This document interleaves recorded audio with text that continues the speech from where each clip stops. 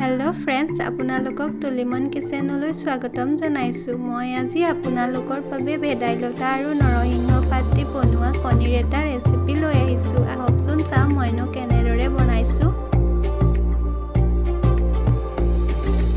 তাৰ বাবে মই লৈছো ভেদাইলতা আৰু নৰসিংহৰ পাত এটা বিলাহী দুটা বইল কৰা আলু দুটা বইল কৰা কণী এটা পিয়াজ কাটি লৈছো ৰসুন আদা পেষ্ট দুখিলা তেজপাত আৰু এটা জলকীয়া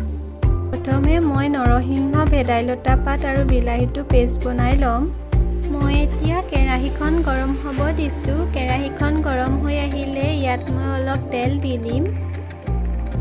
লাহে লাহে কেৰাহীখন গৰম হৈ আহিছে ইয়াত মই এতিয়া তেল দি দিছো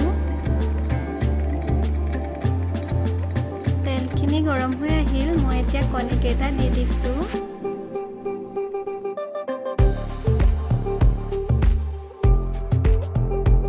এতিয়া ইয়াত অলপ নিমখ দি দিছো আৰু অলপ হালধিও দি দিম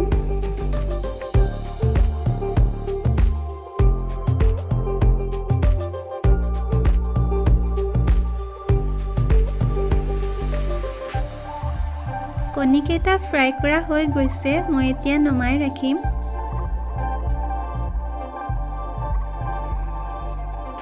এই ৰখি যোৱা তেলখিনিতে মই এতিয়া পিয়াজখিনি দি দিছো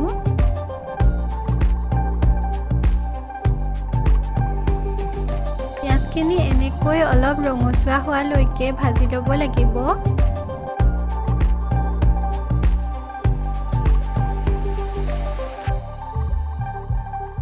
এইখিনি সময়তে মই ইয়াত আদা ৰসুন পেষ্টখিনি দি দিছো আৰু জলকীয়া তেজপাত খিলাও দি দিছো এনেকৈ আদা ৰসুনৰ কেঁচা গোন্ধটো যোৱালৈকে ভাজি ল'ব লাগিব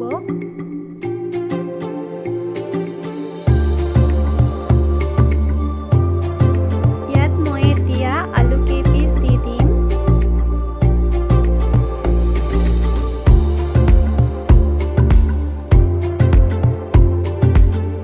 আলুখিনি অলপ সময় ভাজি লৈ ইয়াত নৰসিংহ আৰু ভেদাইলতাৰ পেষ্টখিনি দি দিছো এনেকৈ অলপ সময় ভাজি থাকিব লাগিব যেতিয়ালৈকে ভেদাইলতা আৰু নৰসিংহৰ পেষ্টৰ পৰা তেলখিনি বেলেগ হৈ নাযায় এইখিনি সময়তে মই অলপ নিমখ আৰু হালধি দিছো সকলোখিনি ভালকৈ হৈ গৈছে ইয়াত মই এতিয়া গৰম পানী দি দিম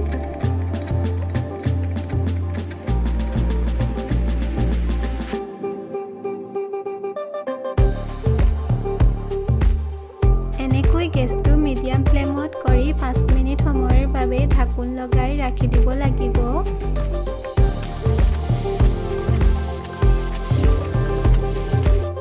এয়া 5 মিনিট পাছত চাইছো ভালকৈ উতলি আহিছে এইখিনি সময়তে মই ইয়াত কণী কেইটা দি দিছো এনেকৈ আৰু অলপ সময় উতলিবলৈ দিম এইখিনি সময়তে মই ইয়াত অলপ মিট মছলা দি দিছো মিট মছলা দিলে সোৱাদটো মাংসৰ দৰে লাগে আপোনালোকে যদি ইচ্ছা কৰে দিব পাৰে নিদিলে কোনো কথা নাই ভেদাইলতা আৰু নৰসিংহৰ লগত মাছৰ আঞ্জাখন খাই খুবেই ভাল লাগে এনেকৈ এদিন কণী দিও খাই চাবচোন কেনেকুৱা লাগে লাহে লাহে আঞ্জাখন ডাঠ হৈ আহিছে আৰু অলপ সময়ৰ পাছত নমাব পৰা হৈ যাব